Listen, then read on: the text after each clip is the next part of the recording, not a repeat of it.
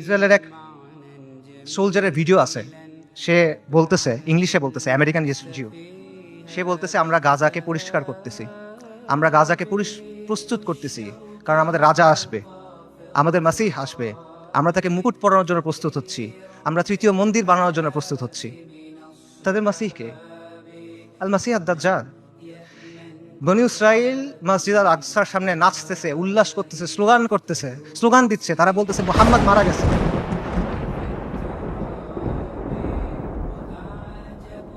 আল্লাহুম্মা সাল্লি ওয়া সাল্লিম আলা নবিয়িনা মুহাম্মদ। এটা কি অবস্থা ভাই? এই জিনিসটা মানা সহজ নাকি আর কিছুর জন্য ফাইট করা সহজ?